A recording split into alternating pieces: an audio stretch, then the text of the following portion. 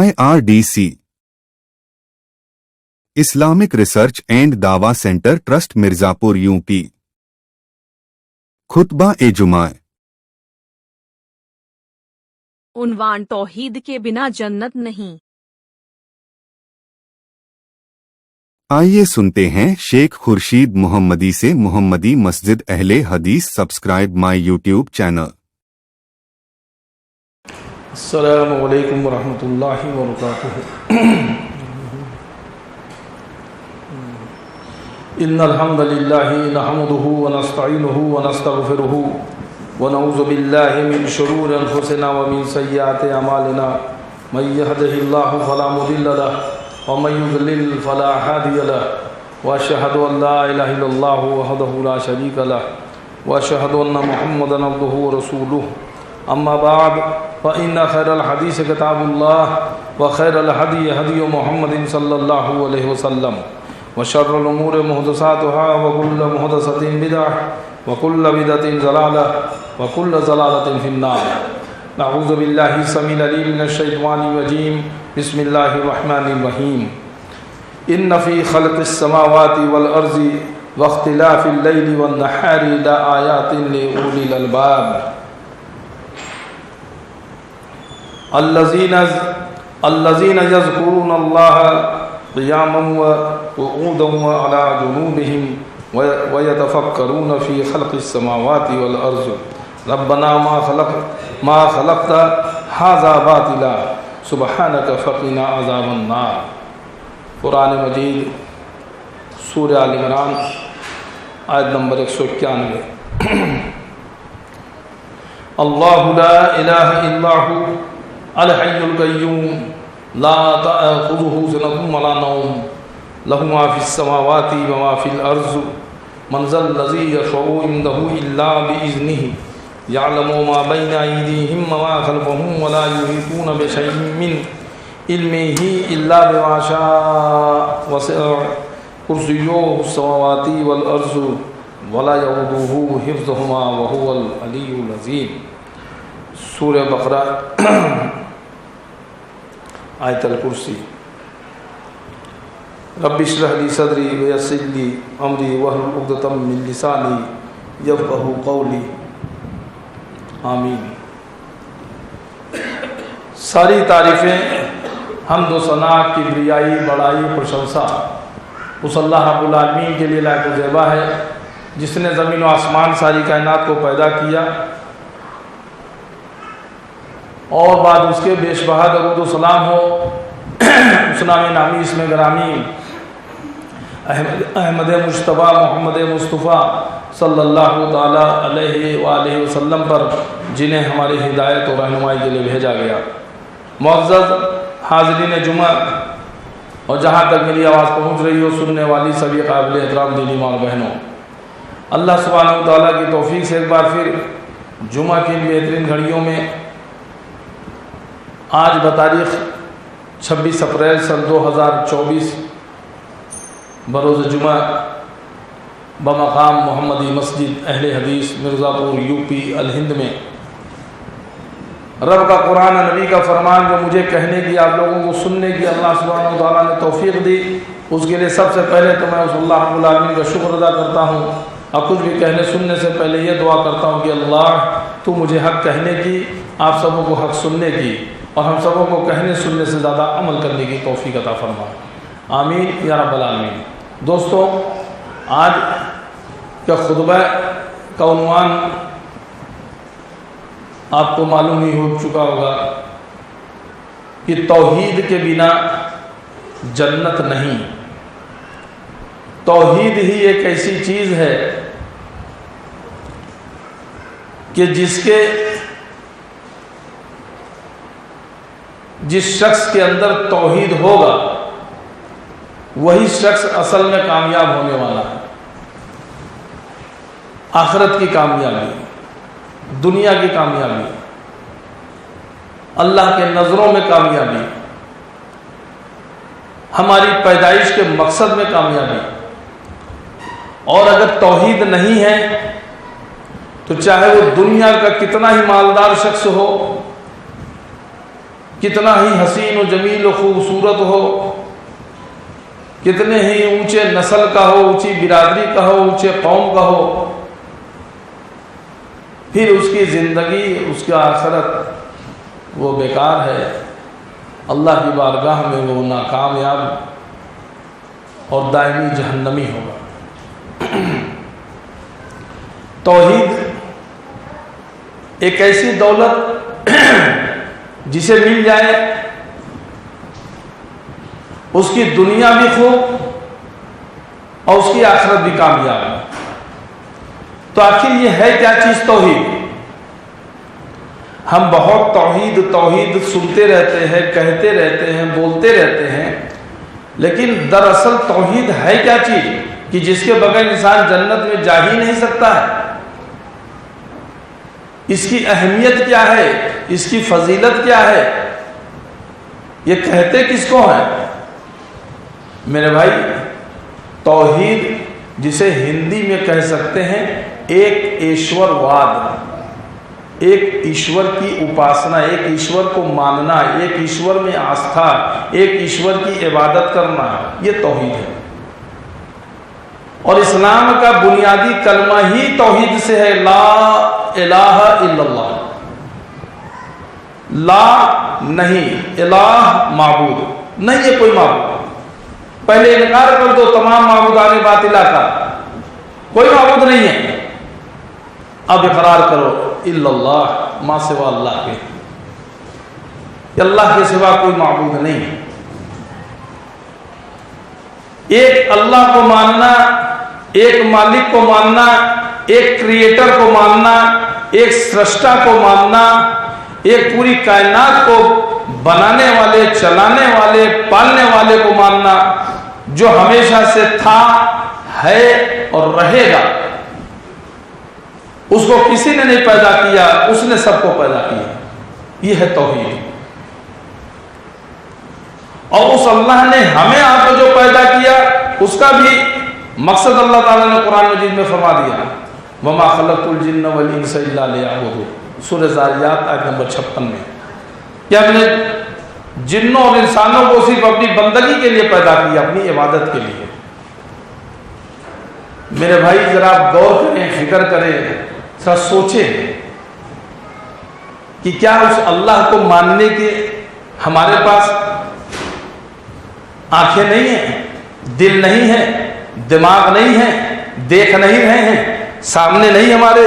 کہ جس کو دیکھ کر کے ہم یہ کہیں کہ ہاں اس کو بنانے والا کوئی نہ کوئی ہے؟ آئیے رب کے قرآن سے ابھی جو میں نے آپ کے سامنے قرآن مجید سورہ آل عمران کی میں نے آیت نمبر 190 اور 191 ابھی آپ کے سامنے تلاوت کی، اور اس کے بعد ہم نے سورہ بقرہ کی آیت نمبر 255 تلاوت کی۔ اللہ سبحانہ وتعالی ارشاد فرما رہے ہیں کہ ان فی خلق السماوات والارض واختلاف اللیل والنہار لآیات لأولی الالباب، آسمانوں اور زمین کی پیدائش میں اور رات دن کے ہیر پھیر میں یقیناً عقل مندوں کے لیے نشانیاں ہیں۔ یہ رات اور دن کے ہیر پھیر، یہ آسمان اور زمین کی پیدائش، کیا اس کو ہم دیکھ نہیں رہے ہیں؟ یہ اتنا بڑا آسمان، اس کا کوئی اور شور نہیں، اس کا کوئی نعرہ کنارہ نہیں، جس کے کوئی پلر، کوئی استمبھ نہیں، کوئی رکن نہیں، اور اس طرح سے یہ ٹنگا ہوا ہے، یہ کھڑا ہوا ہے۔ یہ چھت کو بنانے والا کون؟ کیا اپنے سے ہو سکتا ہے کیا؟ یہ زمین جو ہم دیکھ رہے ہیں کہ بغیر سلوٹوں کے یہ زمین بچھی ہوئی ہے، اس میں کہیں کہیں آپ دیکھیے تو پہاڑ بھی جمائے ہوئے ہیں۔ یہ پہاڑ کہاں سے آ گئے؟ یہ کس نے اس کو بنا دیا ہے؟ یہ بیچ بیچ میں سمندریں ہیں، یہ پانیوں کا پورا جو ہے کہ پورا جو 3 حصہ جو ہے پانی ہے، یہ زمین کو گھیرے ہوئے ہے۔ تو اس زمین کو، پانی کو آنے سے کون سی طاقت ہے جس نے روک رکھا ہے؟ یہ کہاں سے آ گیا؟ کس نے بنایا ہے؟ یہ رات اور دن کا جو ہے اپنے ٹائم سے نکلنا، ڈوبنا، سورج کا نکلنا، چاند کا نکلنا، پھر ڈوبنا، یہ ہم دیکھ نہیں رہے ہیں؟ یہ دنوں کا، مہینوں کا، گھنٹوں کا، سیکنڈوں کا، یہ جس طرح سے جو ہے کہہ لیجیے کہ چلتے رہنا، اور روز پہ روز جو ہے آئے دن اس طرح سے اسی کرم میں، اسی لائن میں، اس جو ہے اس میں جو ہے استوار طرح سے چلنا، یہ کہاں سے کون کرنے والا ہے؟ کیا سب اپنے آپ ہو رہا ہے؟ اگر ہم کمپیوٹر لیتے ہیں، کوئی سافٹ ویئر بناتے ہیں، اس میں جو ہم نے جو فٹ کر دیا، کوئی چیز اس میں فکس کر دی، تو اب وہ کمپیوٹر میں یا سافٹ ویئر میں جو کچھ ہم نے ڈالا ہے، ہم نے اپنے دماغ سے اس میں جو ڈال دیا، اب وہ اسی حساب سے وہ اس پہ کام کرتا رہتا ہے کہ نہیں کرتا رہتا ہے؟ تو اللہ رب العالمین نے جو اتنا بڑا پوری کائنات بنایا ہے، اگر اس نے ایک سسٹم بنا دیا ہے تو کیا اس نے سسٹم پہ نہیں چل سکتا؟ ہم ایک سسٹم بنا دے تو چل سکتا ہے، اور اللہ تعالیٰ کا سسٹم نہیں چل سکتا۔ یہ ہمارے آپ کے سامنے ہے، اس کو ذرا سوچے تو لگتا تو غور فکر کرنے والوں کے لیے اس میں نشانیاں ہیں۔ اللہ سبحانہ و تعالیٰ آگے ساتھ فرما رہے ہیں کہ جو اللہ تعالیٰ کا ذکر کھڑے اور بیٹھے اور اپنی کروٹوں پر لیٹے ہوئے کرتے ہیں، اور آسمانوں اور زمین کی پیدائش میں غور و فکر کرتے ہیں، اور کہتے ہیں اے ہمارے پروردگار، تو نے یہ بے فائدہ نہیں بنایا، تو پاک ہے، پس ہمیں آگ کے عذاب سے بچا لے۔ تو جو اللہ کا ذکر کھڑے بھی کرتے ہیں، بیٹھے بھی پڑھتے ہیں، لیٹے بھی کرتے ہیں، ہر وقت جو ہے چلتے پھرتے بھی جو ہے جو اللہ کا ذکر کرتے ہیں، اللہ کو یاد کرتے ہیں، اپنے نمازوں میں کرتے ہیں، لیٹے ہوئے کرتے ہیں، بیٹھے ہوئے کرتے ہیں، ہر پہلو پہ کرتے ہیں، کبھی سبحان اللہ، کبھی الحمدللہ، کبھی اللہ اکبر، کبھی کسی طرح سے جو ذکر اذکار کرتے رہتے ہیں، اللہ کو یاد کرتے رہتے ہیں، جو آسمانوں اور زمین کی پیدائش میں غور و فکر کرتے ہیں، اور کہتے ہیں کہ ہمارے پروردگار، تو نے یہ بے فائدہ نہیں بنایا ہے، یہ جو بنایا ہے یہ اس میں بھی جو ہے کہ جو کوئی نہ کوئی جو فائدہ ہے، اور فائدہ ہم دیکھ رہے ہیں، تو وہ غور و فکر کرنے والے لوگ ہیں۔ میرے بھائی، یہی اصل چیز، یہی توحید ہے، یہی ایک اللہ رب العالمین کو ماننا ہے کہ ہمارا سب کو پیدا کرنے والا، بنانے والا، ہماری حاجتوں کو پورا کرنے والا، ہم کو ہمارے دلوں کے بھیدوں تک کو جاننے والا، ہر بھاشاؤں کو جاننے والا، ہماری منوکامنائیں پوری کرنے والا، ہمیں اولاد دینے والا، ہمیں مارنے والا، ہمیں جلانے والا، بیمار کرنے والا، بیماری سے شفا دینے والا، یہ سب کچھ جو ہے وہ ایک اللہ رب العالمین ہے۔ یہ ہے توحید میرے بھائی۔ اگر یہ توحید نہیں ہے اگر زندگی میں،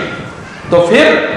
آپ کبھی اس مزار پہ، کبھی اس بابا پہ، کبھی اس قبر پہ، کبھی اس پیر کے آگے، کبھی اس فقیر کے، کبھی اس پیڑ کے آگے، کبھی پودے کے آگے، کبھی جانور کے آگے، کبھی آگ کے آگے، کبھی پتھر کے آگے، کبھی کسی کے آگے آپ اس طرح سے جھکتے رہ رہے ہیں، تو یقین رکھیے کہ آپ کتنے ہی بڑے آدمی ہو جائیں، ارب پتی، کھرب پتی، ادوگ پتی، پونجی پتی، کچھ بھی بن جائے، یہ دنیا کی زندگی کتنی ہے؟ اب تو قیامت کے قریب کا معاملہ دیکھ رہے ہیں، نہیں؟ مہینے جو ہے گھنٹوں کی طرح، سال مہینوں کی طرح، مہینے ہفتوں کی طرح، ہفتے جو ہے دن کی طرح، دن گھنٹوں کی طرح، گھنٹے سیکنڈوں کی طرح، یعنی کس طرح سے تیزی سے یہ دن گزر رہے ہیں۔ یہ 50 60 70 سال کی زندگی عموماً امت محمدیہ کی زندگی کتنی؟ 60 70 سال تقریباً۔ اور اس زندگی میں آپ کتنے دن، کتنا آپ کما لیں، کتنا کھا لیں گے، کتنا کر لیں گے، مرنے کے بعد بھی جانا ہے قبر میں، اللہ کے آگے پیش ہونا ہے۔ یہ یقین ہے نا، یہ ایمان ہے نا؟ پھر جب جائیں گے، جب پہنچیں گے، کیا لے کے جائیں گے،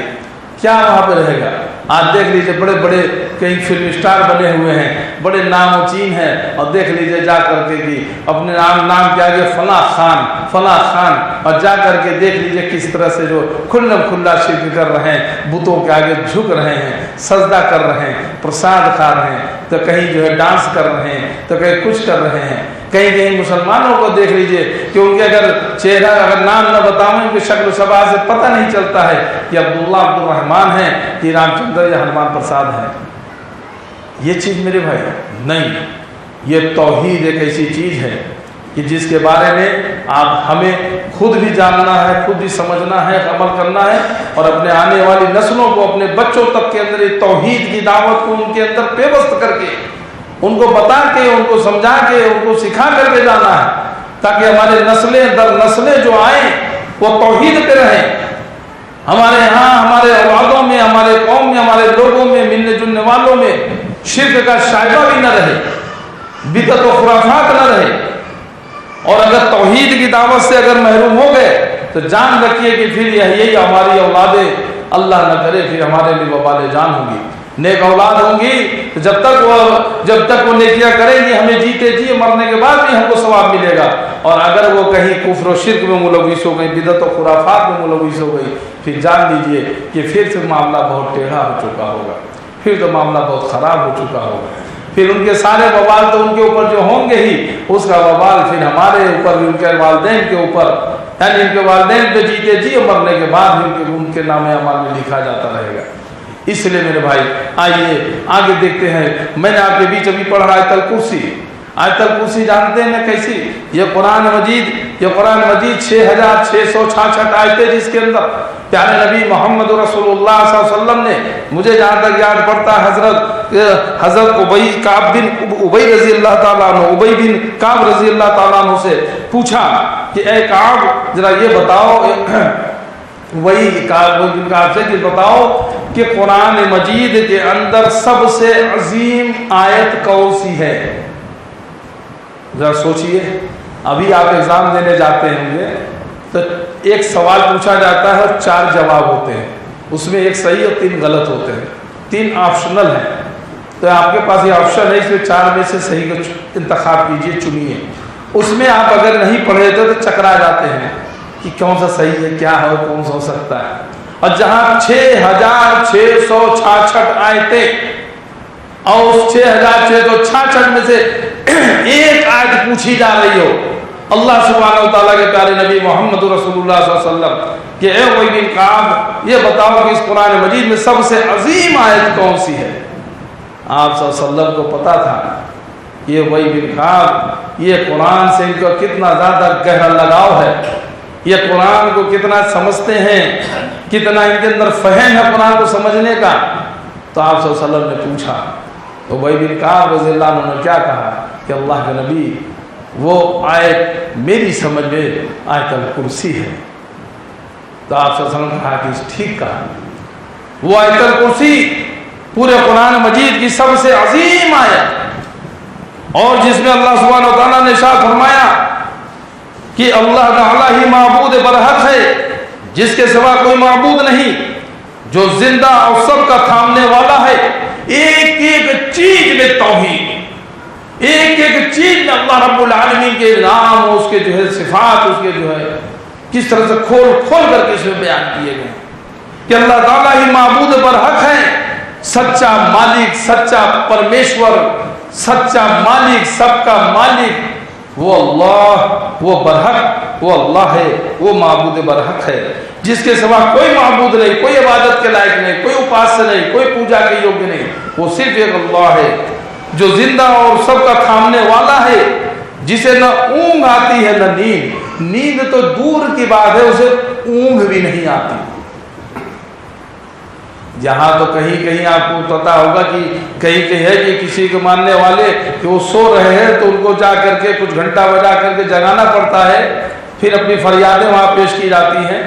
اللہ سبحانہ و تعالیٰ کو نیند چھوڑ دیجیے, اسے اونگ بھی نہیں آتی ہے.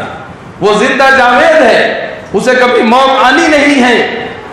اس کی ملکیت میں زمین اور آسمانوں کی تمام چیزیں ہیں. یہ پوری زمین, پورے آسمان کی ملکیت کی تمام چیزیں جو ہے اس اللہ رب العالمین کے ہاتھوں میں. ایک ایک چیز پہ ذرا آپ غور کریں, ایک ایک لفظ پر کہ اللہ سبحانہ و تعالیٰ اس میں کیا فرما رہے ہیں. کون جو اس کی اجازت کے بغیر اس کے سامنے شفاعت کر سکے؟ ہے کسی کی ہمت؟ ہے کسی کی مزاج جو اللہ رب العالمین کی بارگاہ میں بغیر اس کی حکم کے, بغیر اس کے اجازت کے, بغیر اس کی پرمیشن کے کسی کی سفارش بھی کر سکے, کسی کی شفاعت بھی کر سکے؟ ہے کوئی؟ وہ جانتا ہے جو اس کے سامنے ہے, جو ان کے پیچھے ہے, اور وہ اس کے علم میں سے کسی چیز کا احاطہ نہیں کر سکتے مگر وہ جانتا, وہ جتنا چاہے. کون سی چیز تمہارے دل میں ہے, کون تمہارے آگے ہے, کون پیچھے ہے, زمین کے اندر کیا ہے, تمہارے دل کے اندر وسوسہ کیا ہو. رکالی رات میں کالے پہاڑ پر کالی چیٹی بھی اگر چلتی ہے تو اس کی بھی پیر کی ہاتھوں کو اللہ رب العالمین سنتا ہے. وہ اللہ رب العالمین, وہ اللہ سبحانہ و تعالیٰ جس کے بارے میں اللہ سبحانہ و تعالیٰ قرآن مجید میں آیت الکرسی میں فرما رہے ہیں کہ اس کی کرسی کی وسعت نے زمین اور آسمان کو گھیر رکھا ہے, اور اللہ تعالیٰ ان کی حفاظت سے نہ تھکتا ہے اور نہ اکتاتا ہے، وہ تو بہت بلند اور بہت بڑا ہے۔ یہ زمین اور آسمان، یہ ساری چیزیں جو اللہ رب العالمین، اللہ تعالیٰ کی جو ہے کرسی،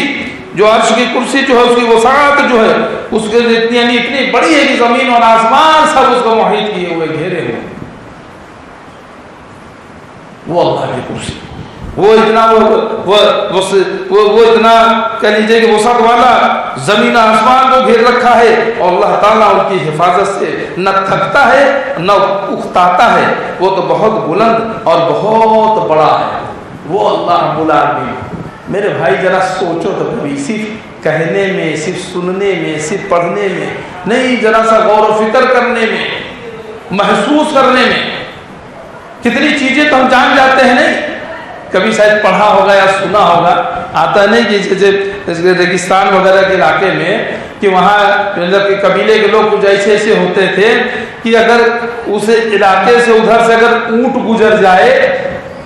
تو جو اونٹ جو مینگنی کرتا تھا وہ مینگنی دیکھ کر کے وہ سمجھ جاتے تھے کہ ابھی ادھر سے اونٹ گزرا ہے،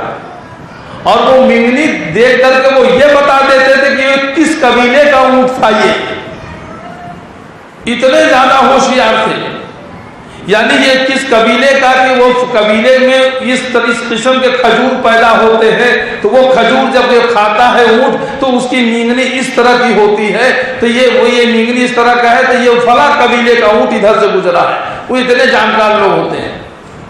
پاؤں کے نشانات اگر ریگستان میں پڑے دیکھ لیتے ہیں تو جان جاتے ہیں نا کہ ادھر سے کوئی شخص، کوئی انسان کوئی گزرا ہے، یہ طرح سے چیز دیکھ کے ہم پہچان لیتے ہیں۔ اللہ رب العالمین نے چلیے اونٹ کی بات چلی ہے، اونٹ پہ ہی لے لیجئے۔ اونٹ ایک ایسا جانور ہے جسے ریگستان کے لیے اللہ تعالیٰ نے بنایا، اور ریگستان کیسی جگہ ہے؟ ریگستان کی دو چیزیں بڑی خاص ہوتی ہیں، ایک تو یہ اس میں دور دور تک آپ کو کہیں پانی نہیں ملے گا، چاروں طرف ریت ہی ریت، ریت ہی ریت، جدھر نظر اٹھاؤ بس ریت ہی ریت، ریگستان، اس میں کہیں آپ کو پانی نہیں ملے گا، میلوں میل پانی نہیں ملتا ہے، آگے کہیں جا کے جہاں کہیں ہو تو ہو۔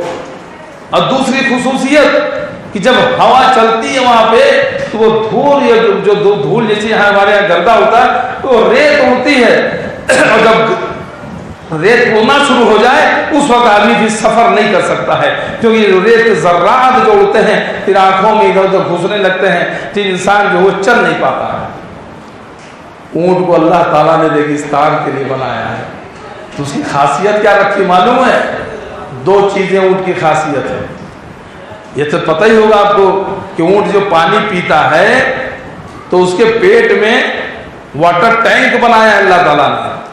وہ پانی کو اسٹور کرتا ہے، اسٹور کر لیتا ہے، تو پیاس تو جو اس کی بجھتی ہے وہ بجھتی ہی ہے، باقی وہ پانی اس کے پیٹ میں رکھا رہتا ہے، اور وہ پانی جب وہ ریگستان میں چلتا ہے پھر دھیرے دھیرے اسے ٹنکی میں سے اپنے نکال وہ پیتا رہتا ہے، 10-15 دن تک وہ اسی طرح سے جو ہے وہ رہ سکتا ہے بغیر پانی کے، اتنی بڑی جو اس کا پیٹ دیکھتے ہیں آپ، جو اللہ نے ٹنکی اس میں بنا رکھی ہوتی ہے۔ ایک تو اللہ تعالیٰ نے یہ انتظام رکھا اس کو ریگستان کے جانور کے لیے، اور دوسرا یہ کہ اونٹ جب چلتا ہے تو وہ ریگستان میں جو گرد غبار یا جو ریت جو اڑتا ہے اس میں بھی اونٹ چلتا ہے، کہ اونٹ آنکھ بند کر کے بھی دیکھتا رہتا ہے، یہ اس کی خاصیت ہے، اس لیے اس کو ریت ذرات سے اسے دقت نہیں۔ اللہ سبحانہ و تعالیٰ کی قدرت دیکھنا ہے، اللہ کی توحید کو دیکھنے کے لیے میرے بھائی اب ذرا سوچئے تو اپنی بناوٹ پہ آپ ذرا غور کریے، کیا ہم نے اللہ سے مانگا تھا کہ 2 آنکھیں یہیں پہ دینا، 2 کان یہیں پہ دینا، ناک یہاں پہ دینا؟ اگر یہ آنکھ ایک آگے پیچھے ہوتی تو ہم چل پاتے؟ ایک آنکھ ادھر اگر ایک آنکھ ادھر ہوتی تو ہم چل پاتے؟ کیا ہم نے کہا تھا کہ اللہ تعالیٰ ہمارے ناک میں 2 ہی چھید دینا، اللہ ہمیں منہ سے کھانے پینے والا بنانا؟ اللہ تعالیٰ نے جو چیز جہاں پہ جیسے بنا دیا ہے اس سے بہترین جگہ کوئی ہو نہیں سکتا، اور آپ اپنے جسم کی بناوٹ پر ہی غور فکر کرتے چلے جائیں، پہلے بھی بیان کر چکا ہوں، اس کو دوبارہ دہرانے کی ضرورت نہیں، ایک ایک چیز پر اگر آپ غور فکر کریں اللہ کی توحید کس طرح سے لگتی ہے، اس ایک اللہ کو چھوڑ کے اس اللہ کے ساتھ کسی کو شریک کر کے کوئی انسان کامیاب ہو سکتا ہے کیا؟ کبھی کوئی ایک شخص انسان جو ہے، اور توحید کے بارے میں جان لیجئے، اگر کوئی انسان توحید پہ ہے، اگر اس نے اپنی زندگی میں شرک نہیں کیا ہے، اگر اس نے زندگی میں کفر نہیں کیا ہے، اگر وہ بدعت و خرافات سے بچتا رہا ہے، وہ کتنا ہی بڑا گنہگار ہو۔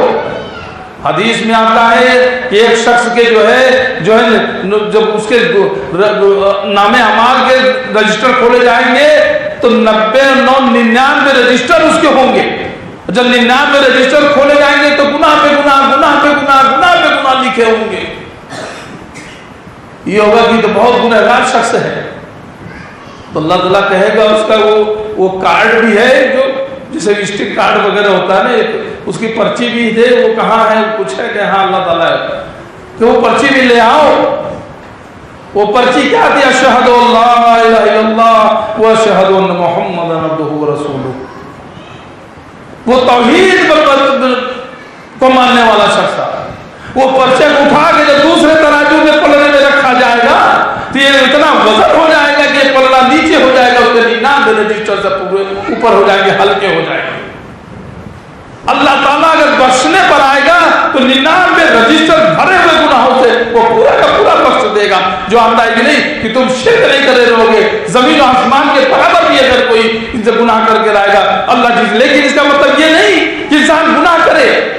یعنی یہ توحید کی فضیلت ہے، یہ ایسی چیز ہے۔ اسی لیے کبھی بھی اگر کوئی توحید میں اگر کوئی شخص بنا ہو، کتنا بڑا گنہگار ہو، اس کو یہ نہیں کہنا چاہیے کہ جہنمی ہے، یہ ہمیں نہیں معلوم کہ اللہ تعالیٰ اس کے ساتھ کیا معاملہ کرے گا،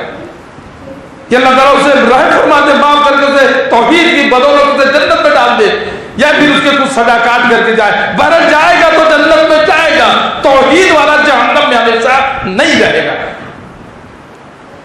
یہ توحید۔ لیکن یہ نہ سوچیں کہ اب ہم توحید پہ ہیں تب ہم نمازیں چھوڑیں، روزہ چھوڑیں۔ نہ، توحید والا نماز چھوڑ ہی نہیں سکتا۔ توحید کو مانے، جو اللہ کو مانے، تو اللہ کو ماننے کا مطلب اللہ کے حکم کو مانے گا نا۔ ایک اللہ کو مانے، اسی سے مانگے، اس کی عبادت کرے، اس کی اپاسنا کرے، اس کی پوجا کرے، اسی سے مانگے، اس کے آگے روئے، اس کے آگے گڑگڑائے، اسی سے آستھا رکھے، اسی سے وشواس رکھے، اسی پر وشواس کرے، تو اللہ کا حکم ہے نہیں کہ دن میں 5 بار نماز پڑھنے کا تو نماز بھی پڑھے گا۔ اور اگر نہیں ہے تو ابلیس کو دیکھ لو کہ جس نے کہ جو کتنا بڑا اللہ تعالیٰ کو ماننے والا تھا، اللہ نے کہا کہ آدم کو جب سجدہ کرو، اس نے سجدہ نہیں کیا۔ ایک سجدہ مخلوق کے آگے نہ کرنے پر اللہ تعالیٰ نے اس کے ساری عبادت سب کو جو ہے ضائع کر دیا اور اسے ہمیشہ کے لیے لعنتی بنا دیا۔ اب اللہ کا حکم ہے کہ دن میں 5 بار سجدہ کرو اور میرے آگے کرو، اور نہ کرے تو یہ توحید میں نہیں ہے۔ پھر سمجھو، توحید والا وہ نماز چھوڑ سکتا ہے؟ نہیں چھوڑ سکتا ہے۔ توحید والا جو ہے وہ کبھی ایسا کر سکتا ہے کہ جو ہے کہ روزہ چھوڑ دے؟ نہیں چھوڑ سکتا ہے۔ اور ایک چیز اور جان لیں کہ توحید پر جو شخص رہے گا تو توحید ایک ایسی چیز ہے کہ اللہ تعالیٰ نے اس کو بندوں کے ساتھ بھی اس کا کنیکشن بنا کر کے رکھا ہے۔ جیسے مثال کے طور پر اگر آپ روزہ نہیں رکھ سکتے، بیمار ہیں، تو کیا کرنا ہے؟ غریب کو، مسکین کو کھانا کھلائیے۔ بتائیے، روزہ رکھ رہے ہیں اللہ کے لیے، اللہ کہہ رہا ہے کھانا کھلا دو بندوں کو، دوڑ دیا کنیکشن انسان کا انسان سے، تو بندوں سے بھی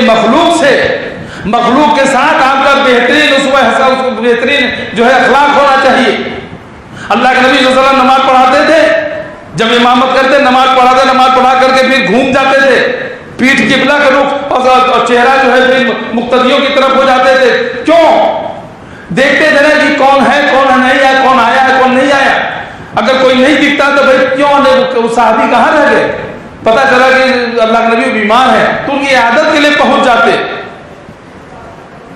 پتہ یہ چلا کہ عادت کے لیے اللہ کی عبادت کر کے خالی ہوئے تو بندوں کا حق کہ دیکھ رہے کہ کون آیا کون نہیں آیا۔ بیمار ہے عادت کے لیے۔ یہ حدیث آئی ہے، سنی ہوگی آپ نے نا کہ اللہ تعالیٰ پوچھے گا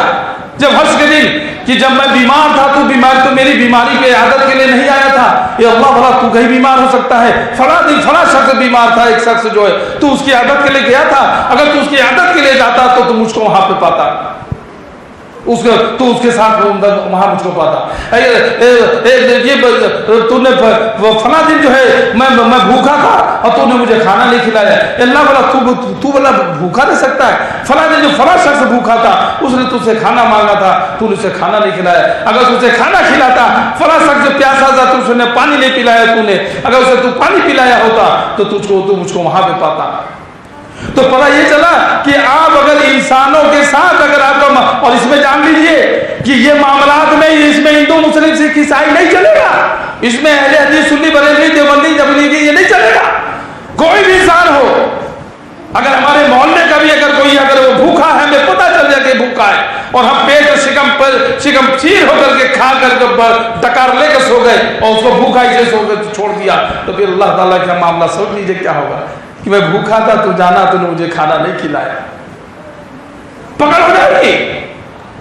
تو پتہ چلا کہ توحید میں جو انسان ہوگا وہ اللہ کے بندوں کا بھی حق ادا کرے گا، انسانوں کے بھی حقوق کو ادا کرے گا، اور انسان اور اللہ تعالیٰ نے اس کو جو ہے خلق خدمت کے ساتھ میں جو ہے اس کو اللہ رب العالمین نے جوڑ دیا ہے۔ اما عائشہ رضی اللہ تعالیٰ، ایک آدھ حدیث سنا کے اپنی بات ختم کرتا ہوں۔ اما عائشہ رضی اللہ تعالیٰ عنہ گھر میں موجود تھی، ایک اولیاء عورت آتی ہے، اس کے ساتھ اس کے 2 بیٹیاں ہوتی ہیں، وہ آگے کہتی ہے کہ اما عائشہ میں بھوکی ہوں، مجھے کچھ کھانے کو دیجیے۔ اما عائشہ گھر میں جاتی ہیں، دیکھتی ہیں تو صرف 3 کھجور ملتے ہیں، صرف 3 کھجور، یہ نبی کا گھر ہے، یہ نبی کا گھر ہے، ڈھونڈنے پر بھی 3 کھجور ملتا ہے، کھانے کے لیے کچھ موجود نہیں ہے، جس کے ایک حکم دے کر حکم کر دیتے تو فرشتے وہ بہت پہاڑ کو سونا بنا کے لا کے دے دیتے اللہ کے حکم سے۔ اس نبی کے گھر میں ڈھونڈنے میں صرف 3 کھجور، اما عائشہ لے کر آتی ہیں کہ لو یہ کھجور کھا لو، وہ لیتی ہے، ایک کھجور اپنے ایک بیٹی کو دیتی ہے، دوسرا کھجور اپنے دوسرے بیٹی کو دیتی ہے، اور تیسرا رکھے رہتی ہے، وہ بیٹے دونوں بچیاں بھوکی رہتی ہیں تو ایک کھجور کھا لیتی ہیں۔ اب ماں نے جیسے اٹھایا اور لقمہ ڈالا اپنا کھانے کو، پھر بیٹیاں کہتی کہ امی کھجور دے، امی کھجور دو، اما عائشہ کہتی ہے کہ وہ لقمہ کو نکال کر کے پھر اس کو آدھا کیا، آدھا ایک بیٹی کو دیا، آدھا دوسرے بیٹی کو دیا، وہ بھی کھا گئی۔ ماں تو ماں وہ چیز ہوتی ہے میرے بھائی، جو خود بھوکی رہ کر کے بھی بچوں کو کھلا کر کے وہ کھا لیتی ہے، اس کو لگتا ہے کہ ہمارا پیٹ بھر گیا، وہ اولاد کو بھوکا نہیں دیکھ سکتی۔ اما عائشہ رضی اللہ تعالیٰ نے دیکھتی ہے، دیکھ کر کے ان کا دل چاہت ہوتا ہے۔ اللہ کے نبی صلی اللہ علیہ وسلم آتے ہیں تو بتاتی ہے عائشہ کہ آج ایسا ہوا کہ ایک بھوکی عورت آئی تھی، اس میں 2 بچیاں تھیں، میں نے 3 کھجوریں دی، اس نے ایک اپنی بیٹیوں کو دی، پھر کھانے لگی تو اس نے بچیوں نے مانگا، پھر آدھا دے دیا۔ تو اللہ کے نبی کہتے ہیں عائشہ وہ عورت جو ہے وہ جہنم سے آزادی پا گئی، چھٹکارا ہو گیا، وہ جنتی ہے وہ عورت۔ اولاد کو جو اس طرح سے اپنا لقمہ نکال کے کھلانے والی وہ ماں، اور نبی کا گھرانہ میرے بھائی یہ بھی دیکھنے کا۔ آج اگر ہمیں پتا چلے کہ کسی کی کوئی اتنا مجبور ہے، اتنا غریب ہے، اتنا مسکین ہے، اور بجائے اس کی غربت پہ، اس کی مسکینی پہ اس کا جا کے ساتھ دینے کا، اگر ہم اس کی مذاق اڑائیں، اس کا ہنسی اڑاویں، اور اس کو جو ہے لوگوں میں لالتان کریں، اس کو بے عزت کریں، یا اس کے جو ہے غریبی کا جو ہے فاقہ کسی کا اگر ہم مذاق اڑاویں، تو پھر جان لیں کہ ہمارے کیا اللہ کے سامنے معاملہ ہو سکتا ہے۔ تو پیارے نبی محمد رسول اللہ صلی اللہ علیہ وسلم سے اللہ انہوں نے جب کہا کہ اما عائشہ رضی اللہ تعالیٰ عنہ سے کہ عائشہ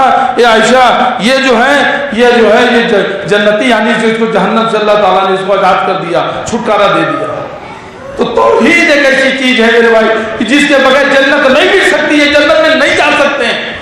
اور توحید اگر ہے تو بڑے سے بڑے گناہ، شرک نہ ہو، بدعت نہ ہو، بڑے بڑے گناہ نہ کیے ہوں، اللہ تعالیٰ کے چاہے گا جس کے لیے تو معاف کر دے، لیکن یہ سوچ کر کے گناہ نہیں کرنے کا بار بار سمجھ لیجیے۔ لیکن اگر کوئی شخص توحید میں مرا ہو، توحید میں رہا ہو، نمازی رہے گا، توحید والا، وہ روزہ رکھے گا، وہ شریعت کی پابندی کرے گا، ٹھیک ہے، اسے اور بھی تو اس کے اندر وہ برائیاں رہی ہوگی، لیکن اگر توحید پہ اگر ہے تو اس کو یہ نہیں کہہ سکتے کہ وہ جہنمی ہے، نہیں کہہ سکتے۔